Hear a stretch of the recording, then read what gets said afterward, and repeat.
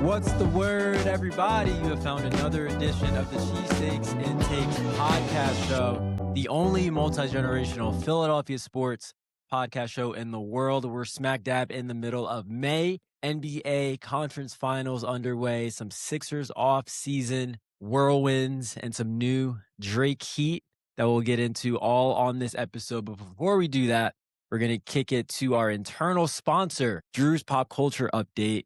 What's going on? What's trending with Drew? Drew, what do you got for us today? So we're going to talk about A.J. Brown getting married. Once Zach pulls up the the article.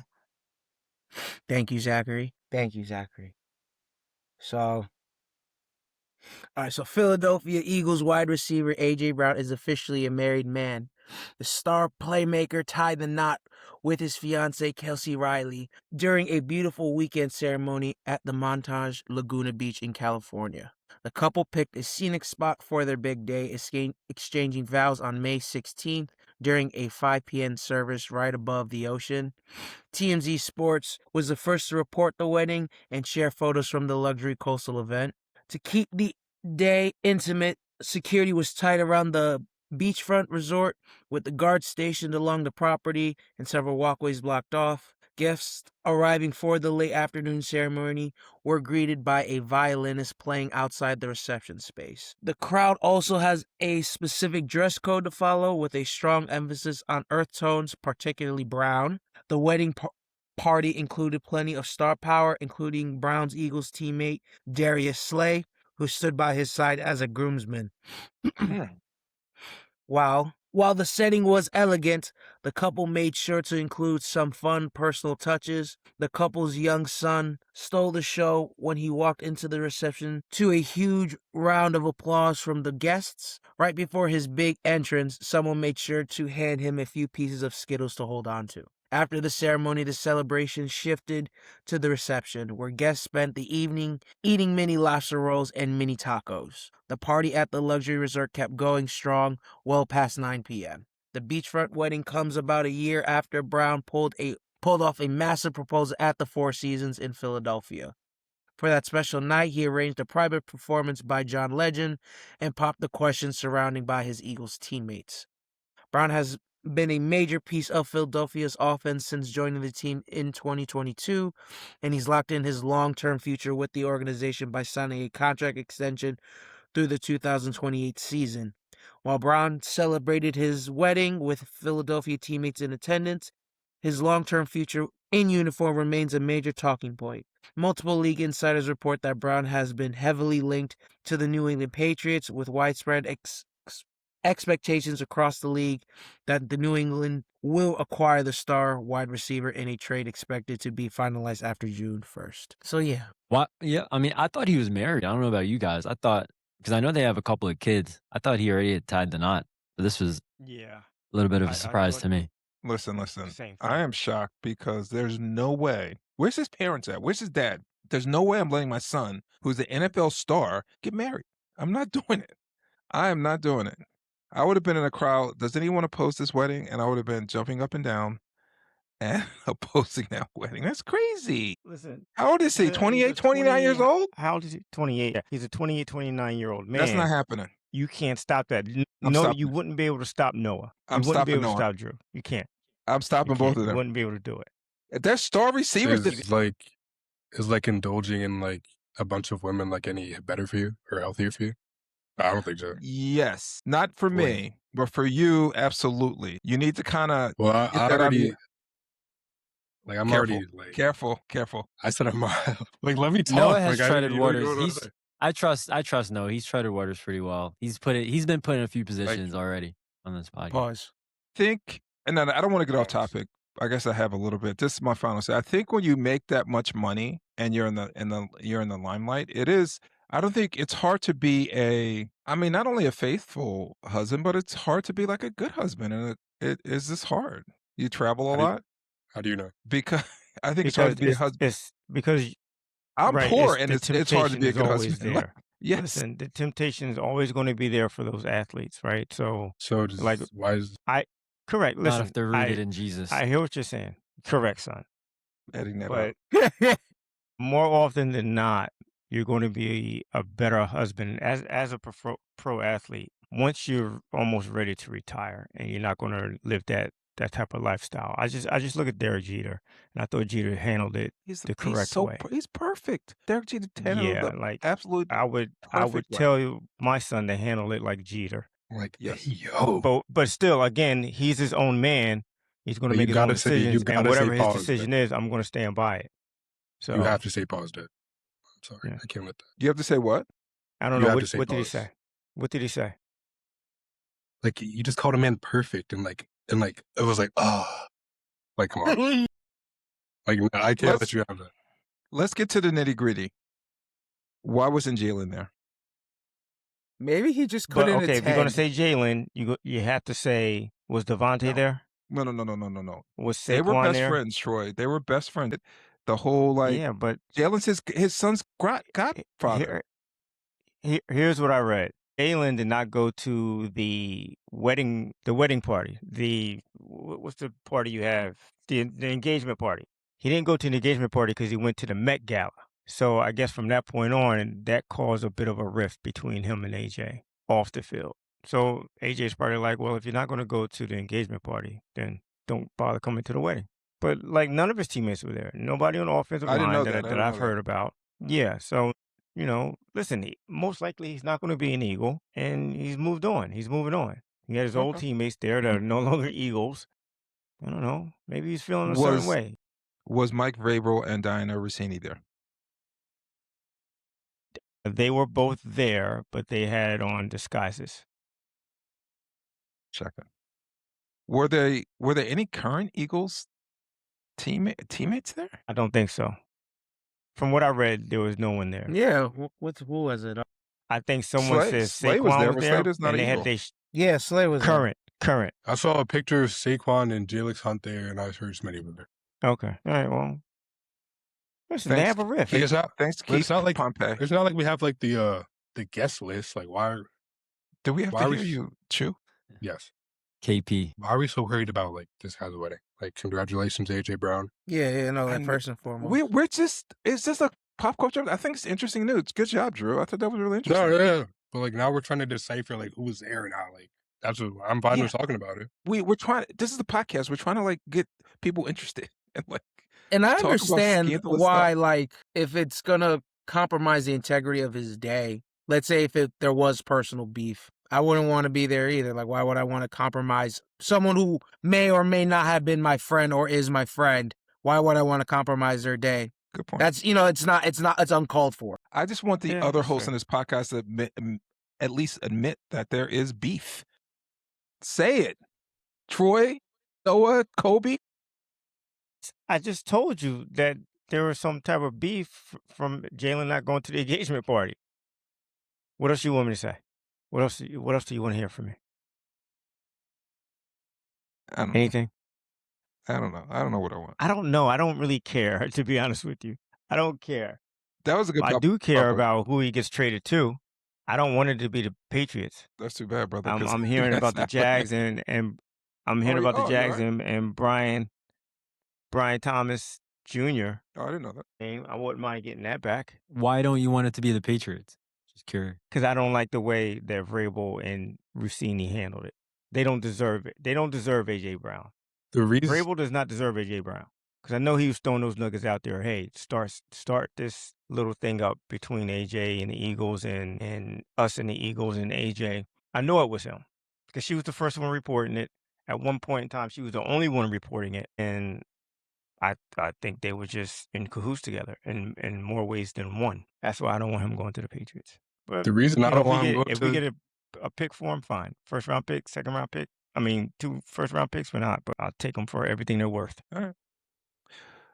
Anyways, the reason I don't care about like the Vrabel and like Rossini stuff. The reason I don't want AJ going to the Patriots is because like I've never seen like a trade that hasn't happened yet like be so like talked about, and like I've seen like pages on Twitter where people have like they're like counting down the days for AJ Brown to be a Patriot. I've never seen there's like this NFL rumors like Twitter. It's like every day they like talk about like this trade, and I forgot what else I saw. They were talking about they were like congratulating on his wedding, and then they were like, congrats on AJ and his wife like getting married, and then right under it's like a they did an indentation, and right under it says AJ Brown is expected to join the Patriots on June 1st. Yeah, that's happened, bro. He's gone, fam. Yeah, like I'm cool with him leaving, but like why? Like I'm just annoyed of hearing about it every day. Listen, I've never June like 1st, I've never seen a trade that hasn't happened before be talked about this much and be like so like sure of it happening. be That's why I don't prepared. want it to happen. Be prepared that it may not happen on June 1st. Like, if I'm Howie Roseman, I'm taking every call that I can take and actually make to see what I can get for him. So, like, there's no rush for him to do it on June 1st. He's only waiting to June 1st because, of the cap situation. But once June 1st hits, the cap situation is over. He can field calls for 2 weeks. He can field calls until training camp. So this could go on a lot longer than we're expecting. Could. I'm not saying it will, but it could. There's no rush for like AJ to even traded this season. And it's not, and after June 1st, like we're still gonna have a cap hit. It's just gonna be smaller. That's why. Right. Still But gonna once be like June 1st hits, 15. It's still gonna be like $15 million of dead cap. yeah, but still, once June 1st hits, he can wait for as long as he wants to until he gets the right deal. I'm hoping. I wouldn't mind. Listen, if he has the deal in place already, God bless him. But I would be talking to more than just one team. I know that. And knowing Howie, I'm sure he is. Like, he's doing his due diligence. I don't think so, Troy. And I don't want to belabor the point. I think his reputation is on the not on the line, but I think he has a deal with the Patriots, and I think if he reneges on it, doesn't look good for him. Like, he does tarnish his reputation. I think they're just waiting for the right time, and they're going to announce it. You're right. It may not be June 1st. Tarnish Maybe his June 3rd. Yeah, I don't. Tarnish his reputation. Yeah, I have to disagree with that because he has an out on the Patriots with everything that's going on with Vrabel. Oh, okay. That's what you're saying. And the potential collaboration with a reporter that's been reporting on AJ Brown going to the Patriots. So he has an out, a legit out, and I don't think any other GM unless he likes the deal, any NFL guy. But unless he likes the deal. Unless he likes the deal. If he loves the deal, God bless him. Like, do the deal. But I don't think it's going to mess with his reputation at all. If he says, you know what, I don't want to do this anymore. It's too sticky for me. Too many bedfellows. Pun intended. Also, like this is the NFL. Like, what are you talking about? Like trying to be like all buddy. Like we have no like trading AJ Brown. Like it's not like a necessity for us to do. Like we have an embarrassment of riches on our team. We'd literally be making the team worse and losing money trading him this year. So why is it like we have to trade him for whatever the Patriots like? They're like mid like compensation. They're trying to give us like Keyshawn Booty and like if. Well, I would say I would say that it would be. It's a business. It would be something good for the team if there is really a rift between him and the players. Like you don't want to carry that into a new season. A bad relationship with one of your top players that could. Everyone that talks about AJ like about how great of a teammate he is. So then why is he getting traded? Why are all these talks about him getting traded? Like he could be there's a difference between being unhappy with the team and like being like a bad teammate. That's fair. I think he's unhappy with the team. I think he would be happier I could in agree a with different that. situation, right? So like again, like even if you happen to bring him back, you run the risk of him still being unhappy and kind of ruining the locker room a little bit. I'm not talking about bringing him back though. Okay. They have Mekhi Lemon now. Bye, AJ. Wow. I love that. That's gross. Like that one Colin gross. Cowherd video, like bye LeBron, Ben Simmons is here. Like this is how it feels. Please don't compare this situation to that one, please. I don't want the same thing to happen to Mekhi Lemon that happened to Ben Simmons. I do want to say I love the energy that Noah's bringing today. As Shelly called it, the sassy energy that Noah's bringing. What's up? Shout out to Shelly. What's going on, Shelly? Shout out Shelly. That's awesome. All right. Do you guys hear that applause or no? We did. We heard it. Oh, okay. Speaking of the NBA, making a quick transition, got the conference finals going on right now, fellas. Spurs, Thunder, Knicks, Cavs. Knicks coming back in a crazy way, down by 22 with 7 minutes to go in game one of that series. Game two will be tomorrow. Spurs, Thunder tonight as we're recording this podcast. But I want to talk about what you guys want to see in the NBA Finals since the series is going to be going on as this podcast gets out. Who are the two teams that you want to see play as basketball fans? I know we don't want to see the Knicks in the finals. I don't think any of us do, but what would be the I matchup absolutely want to see that the Knicks. I think the you would want to see country, the Knicks? matchup? the NBA, the world wants to see the Knicks and the Spurs. It's like that's not even like a question. Right. That's So like my question is, as a basketball fan, who would you like to see? As a Sixers fan, would you still like to see the Knicks? I wouldn't like to see the Knicks in the I don't finals. have a As a problem. basketball I really fan, don't. go ahead, Chuck. No, I don't have a problem with the Knicks. They're fine. They're like I think I told you guys after they beat us, I'm going to root for them. They have a lot of Eagles fans on their team. I think they built their team, in my opinion, the correct way. I think What does Jalen, that mean? they didn't tank. And again, I'm not opposed to tanking. I am not opposed to tanking. I wouldn't call But trading 5 first-round picks for Mikal Bridges the correct way. he's killing it right now in the playoffs. I'm sure they would take it. They did some really smart moves. So I like their team. I like the energy of their team. I like the way they play. Say what you want about the Garden, but it's electric. It's fun to kind of play there. So I'm definitely rooting. You want Cleveland in the finals? I would. I'm already I asleep thinking about that. I hate New York So I no, I love want to the NBA ask. today. So as a in Sixers every fan, sport. Noah, obviously you don't want to see the Knicks in the finals, but as a basketball fan, who would you like to see in the NBA finals? I hope they cancel them.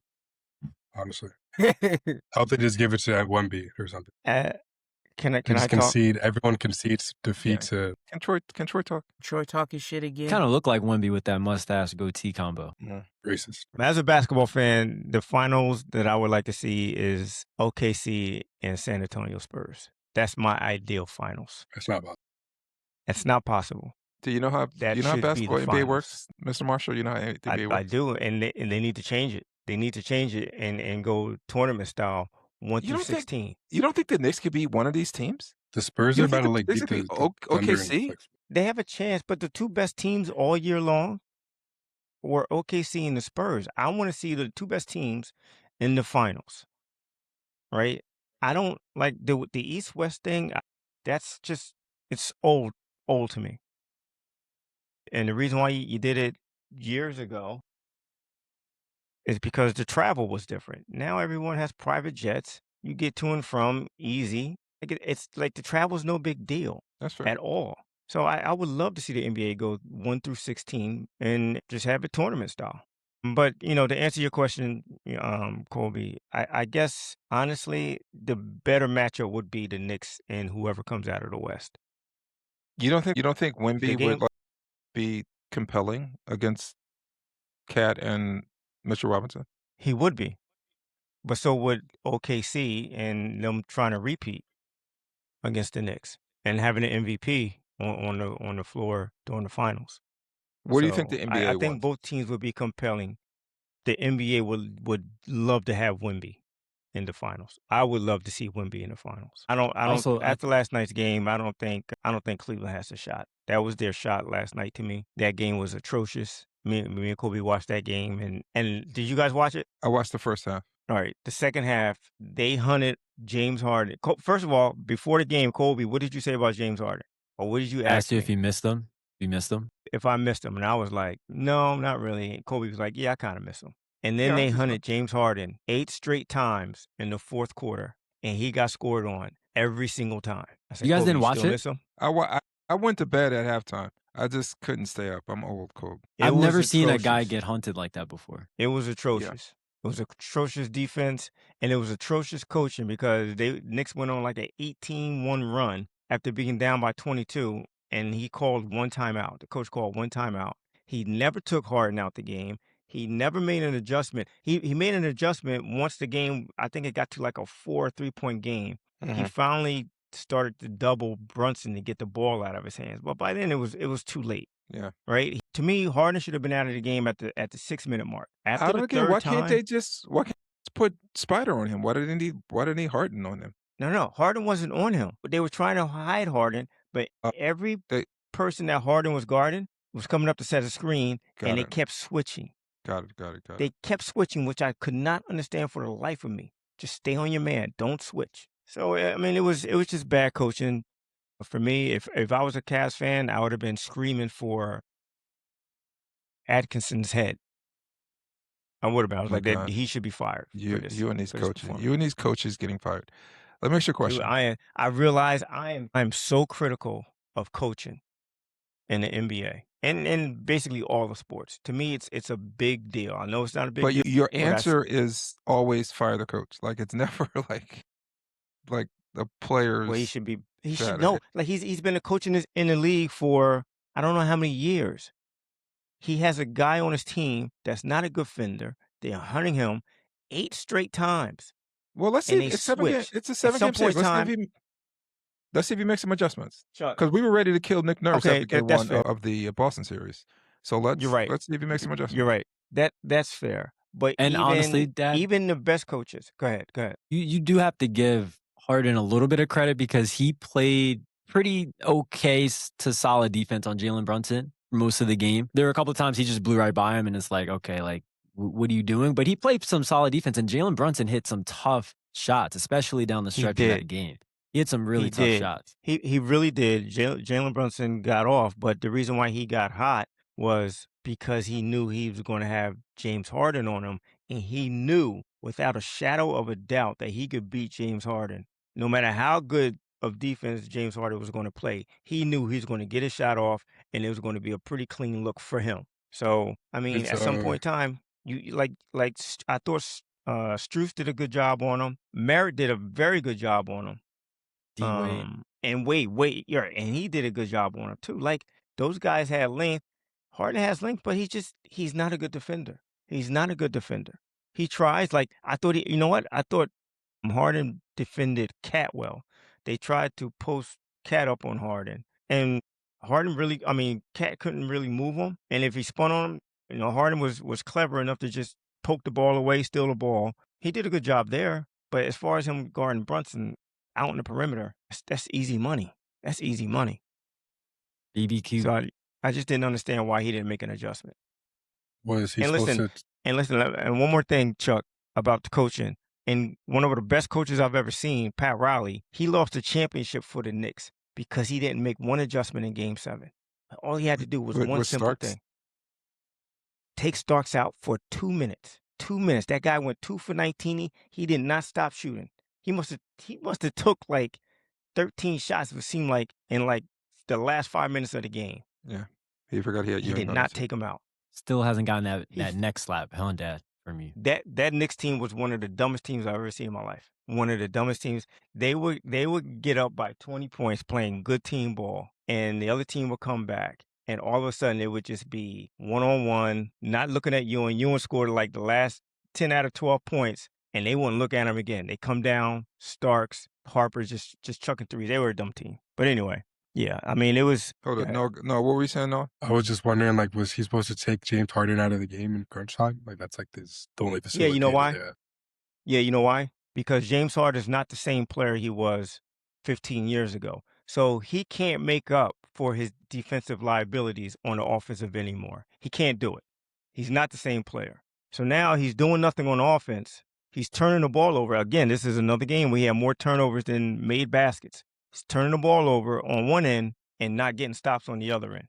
So, yeah, take him out.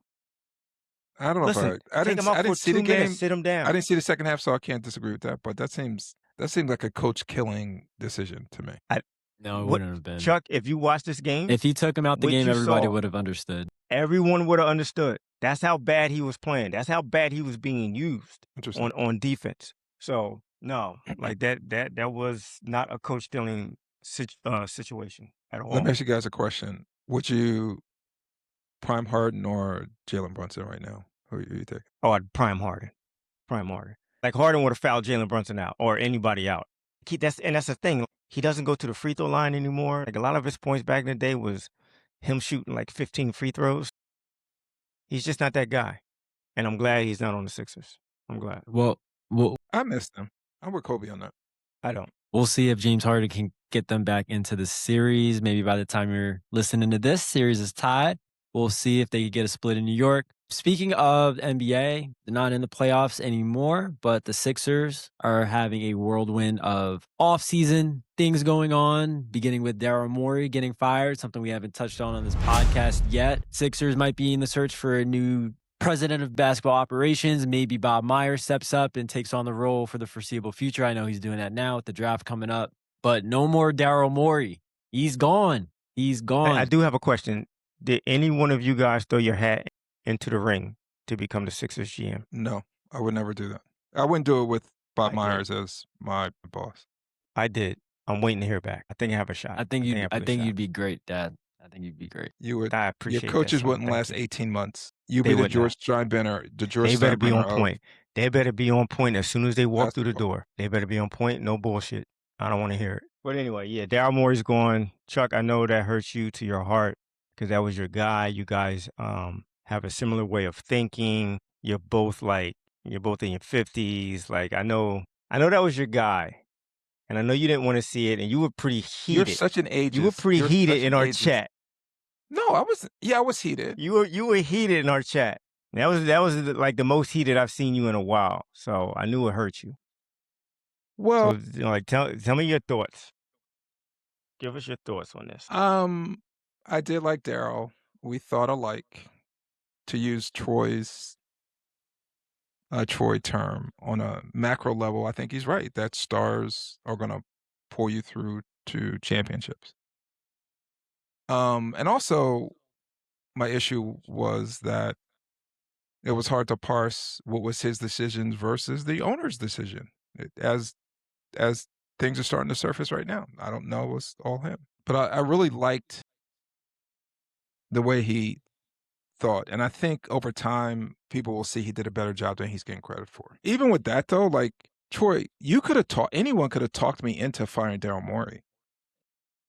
That wasn't really the issue, like him getting fired. It was more like the process of it was like very like Jerry Jones to me.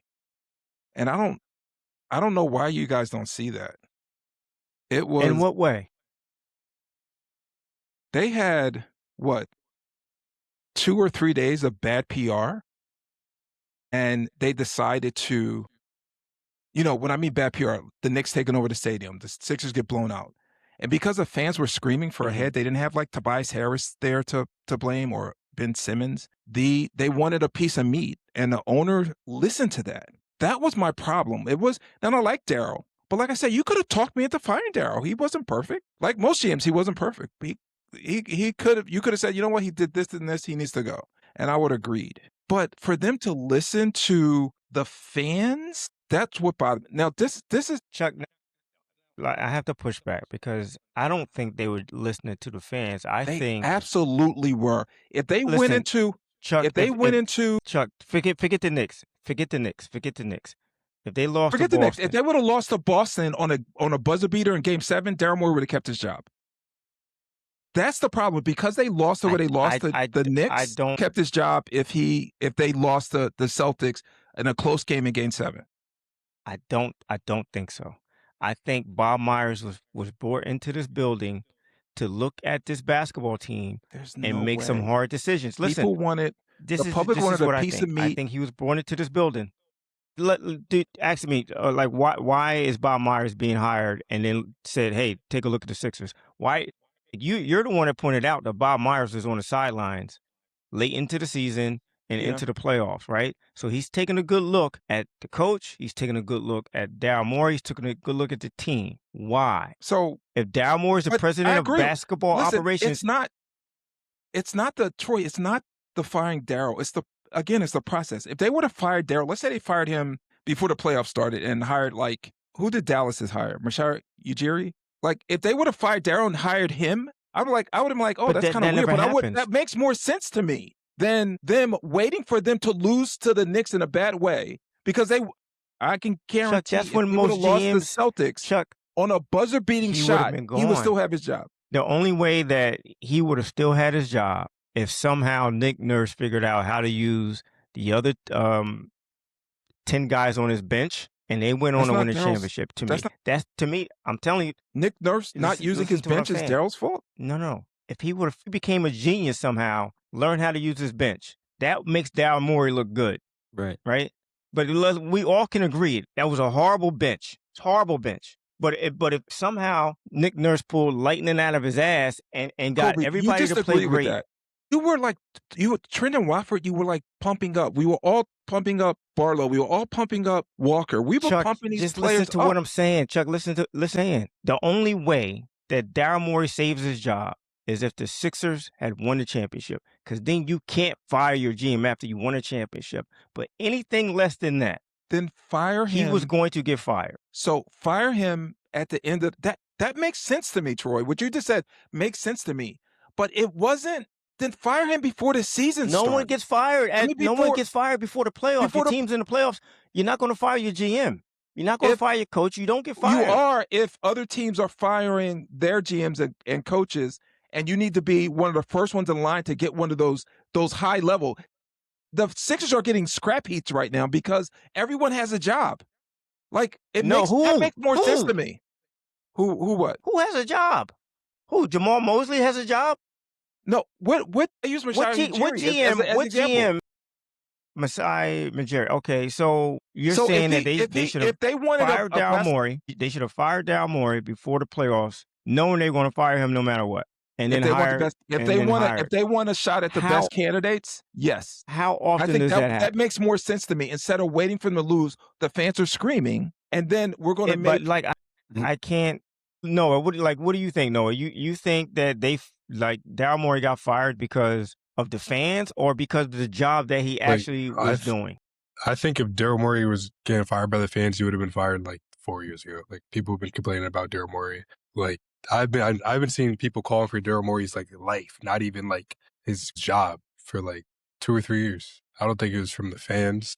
I also don't think it's all him for why the team was disappointed. No, I agree with that too. Colby, what do you think? You think it's because of the fans or because of the actual job that he was doing? I think it was mainly because of the job that he was doing, and it was because of the fact that you're seeing after the playoffs, like after the Sixers got eliminated, it's clear that you're now building around Maxey and VJ, and this is like the perfect opportunity to reset your front office and start building around those guys. And you don't want to do it with the guy that kind of failed to build around the team that was set in place. The guy who drafted those two players you just mentioned is not. So the guy who drafted those two players you just mentioned, you're saying it's not wise to have him around. Okay. All right, listen, we can agree to disagree. My problem was never, it's not necessarily him getting fired. It's the process of him being fired. Troy, do you remember, what was it, 20? Kyrie Roseman he had just drafted like Rieger and JJ Ortega-Whiteside. Yeah, remember those? Justin Jefferson. You had Justin Jefferson was standing out there. Metcalf, people were like calling for Howie's head. People come for Howie's head. And you know what Jeffrey Lurie said? I don't care. You guys can scream if you want. I'm keeping this guy. I don't care what you say. Remember when we were calling for Nick Sirianni to get fired? What was that, 23? Still are. And he went on to win a Super Bowl. That's the kind of ownership. I'll say this. Right, but Harry Roseman had a lot more cachet than Daryl Morey did at the time. I agree. But it's there was nothing for Daryl Morey. There was nothing for Daryl Morey to fall back on. He had bad signings. I agree with you. He also had a Super Bowl. He had a Super Bowl. There was nothing that Daryl Morey could fall back on to say, hey, look at my track record. If you want to bring up the draft picks, that's great. Because I'll be honest with you, Chuck, when I look back on it, he had some great drafts for us. He drafted Paul Reed. He drafted Isaiah Joe. He drafted Maxey. He drafted McCain. VJ. He drafted McCain. But as good as he is, I can't think of a bad draft pick. Some of the draft picks are good. Half of those guys he shipped out because he didn't really care about them, right? That's not the type of G. He let Chuck. He didn't care. He didn't undervalue what they could bring in this league, and those guys are proving it on other teams, right? That goes into him not being patient with these guys. So and I think I said this in the chat. If he's not patient with the players, why should the organization be patient with him? He made some good draft picks, and he turns around and he trades them. For what? For proven players? For more draft picks? You asked me at the beginning of this my thoughts on Daryl Morey, and one of the things I said was it's hard to parse what was his decisions versus the owner's decision. Now, one of the things you put in the chat was about something about the owner said that it was Daryl's decision to get under the tax. It wasn't his. Yeah, I thought he threw him under the bus. I thought he threw him under the bus. This is to the young folks out there, the young boys out there. If you guys don't remember anything about this podcast, remember this. And I don't think our country does enough of this either. Like, I need you to think critically throughout your life, especially when you hear stuff from billionaires. Why would it didn't benefit, follow the money. It only benefited one person for Daryl to get under the tax. He's not getting a bonus. It doesn't make him like any richer. It doesn't give him more salary space. It gives the owner the ability to save money. He's the only one benefiting for it. Don't tell me it was Daryl's fault or it's Daryl's decision to do that. No. Think It wasn't. It's critically not about Daryl's this. decision. That's crazy. But we also have to think critically in saying that it wasn't his decision to get under the tax, because it just wasn't the first year that the Sixers tried to get under the tax, right? It almost happens every freaking year. But it doesn't, Troy. Only 5 teams paid the tax. Chuck, it was a normal thing. Like, it's not like, even if it's okay. Like, if the owner wants to be on tax, that's fine. That's fine. But you don't make the decision to draft, to get rid of a fan favorite. Like getting under the tax is one thing. You didn't have to do that to get under the tax. And I think that's what ultimately killed him. I agree. But that goes back to my original point. It's hard to determine what was a Daryl decision versus a owner's decision. As the firing and some of the news comes out, I don't know if Daryl's putting that stuff out there. It's hard to determine what was his decision versus the owner's decision. And I don't know. We're never going to know. But you know what? Ask you a question. We can move on. Like I mentioned, we question. could certainly you could talk me into firing Daryl. That wasn't an issue. It was the way they did it. They waited for them to look for the franchise to be embarrassed. We can't have this. We're going to fire him. Jeffrey Lurie would have never done that. Never done that. Chuck, the franchise, they got, listen, in the past 6 years that Daryl has been here, it's not the first time that they've been embarrassed, right? This franchise. It's not. In the 6 years she was here, you mean? Not just in general. Yeah. Not just in general. We've been Sixers for 50 years. They've been a lot of embarrassment. Right, but in the last 6 years, this is not the first time they've been embarrassed. Yeah, no. Okay. At some point in time, it's going to be, listen, you have to either make us really, you have to get us there, get us to a finish line, or we're going to have to let you go. Like right now, what was the results that we hired you for, right now, the results that we hired you for are not being met. What we want, our goals, they're not being met with you in charge. I agree. Troy. So we have to go in another direction. We are agreeing. I don't think any one of you guys are listening to me. It's not the firing Daryl. Troy, you can talk me into it. I'm like, okay, yeah, that makes sense. Move on for Daryl. There's no right time. There's no right time to fire him. There's no right or wrong time to fire him. When the season's over, you fire him. I think it's a good time. I think it would have been worse. I think it would have been worse if you let this go on for another 3 weeks and then fired him. That I agree with. Like the season was over, you fired him 2 days later. That's what you're supposed to do. If it was getting under the tax, trading McCain to get under the tax, then fire. If the owner said, "Listen, you can't do that," fire him after that. You don't know, and then get someone new. Like you don't get top level candidates if you wait to after the season. Who's available? How often do you see How often do you see guys get fired during the season? You're right. Never. Like what would happen? What would happen? That goes to my point. No. I don't know if it was a Dell decision or owner decision. That's my point. Like I don't. If that was so bad, and it's coming out that that was one of the last straws. If that was so bad, he should have been fired then. Like what? Or Chuck, was it an owner whose decision was that to make that trade? And guys, once again, I don't care. But Chuck, if you want again. But Chuck, if you have somebody working under you and you're giving them an opportunity, and you say, hey, I don't care what you do, get under the tax. And he does one of the worst things that could possibly happen. You have a choice as an owner. You could look really bad and be like, you know what? You effed up. You're getting fired right now. Or you can say to him, listen, I'm going to give you a shot here to see how it plays out. Maybe you're right. I don't think you are, but I'm going to give you a shot.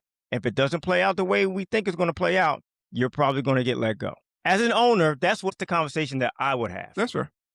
But once again, if you want to fire Daryl on his track record, fine. I just don't like the way it was. That was my biggest thing. When I was going crazy in that chat, it felt like something Jerry Jones would do. It didn't feel like something that Jeffrey Lurie would do. But I don't know if you're old enough to remember. Jerry Jones. I don't know if you're old enough to remember. Like before Brian Cashman, there was Gene Michael. You remember him for the Yankees? Like he built those championship teams. He built them because George Steinbrenner was banned from baseball. So he couldn't like trade young players for aging superstars. Steve Michael was like, you know what? I'm not going to do that. I'm going to hold on to these players. I'm going to hold on to my managers. He wasn't firing managers every 1.5 seasons. He kept things consistent, and the Yankees started to build a dynasty. And then Brian Cashman came on, and he did the same thing. That's how you build a team. You don't just, oh, well, you made a bad move. We're going to like let you go. But I'm fine. Listen, once again, if you say his 6 years, you I think can't he'll just get say he credit made a as time bad goes move. on. I'm going to let you go. He made a bunch of bad moves. He made a bunch of bad moves. And he made a bunch of good moves. It's like any other GM, good and bad. But again, Troy, I am fine with it. Like I said, I can be talked into it. That wasn't the issue. I didn't like the way it was done. It doesn't sound like you can be. You're making. I thought he made great draft picks. I thought he got a lot for James Harden. Those picks are going to be super valuable. I think he did some really good things, and I'm happy with that. And just on your boy Bob Myers, I'm kind of like, I'm trying to get excited about him. I'm not excited about him. I'm trying to. My boss, who's a white woman. To me, Bob Myers is like the opposite of Daryl Morey, where we can question his draft picks, but his deals to get players into the organization, he has a better track record. Well, you can't. Not the draft picks. Okay, you can't give him KD because that was Draymond. Like, I don't know, like what are these players he signed? And again, I'm not dissing the brother, but I just don't know what he has. He got Iguodala. That was a huge get. He was there. He's been a GM since 2012. Okay. He was a GM since 2012. So like a lot of his draft picks, he had maybe one or two good drafts, but most of his draft picks have been like it was a lot of misses in there.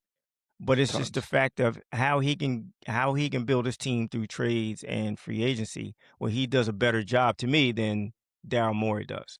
That's fair. Where Daryl Morey does a better job in the draft, bro. That's fair. I just was going to say before, one of my boss, who's a white woman, she said to me one time, and I always remember this.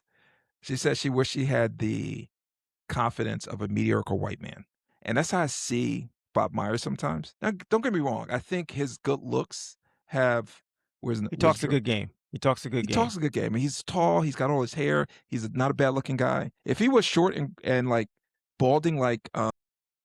Daryl Morey? Like, Daryl's tall, though. Like, you know, I think he would get more credit maybe if he was not as handsome. So I'm trying to give him... Sam Hinkie? Yeah, if he looked like Sam Hinkie and he won multiple championships, they would call him a genius. So I'm trying to give him some grace that he's going to pick the right person to run the team. But I think, Troy, you had asked, like, you asked where we would put our names in a hat to become the GM of the Sixers. It doesn't seem like an attractive position because, I don't know, like, Troy, you've worked under people before. Like, he's going to hire someone who's going to, like, Bob Myers is going to probably get all the credit, but the person... You think he's going to hire somebody to be his puppet? Not a puppet. They're going to get... The person that he hires is going to get all the blame if the team doesn't do well, and Bob Myers will get all the credit if they do well.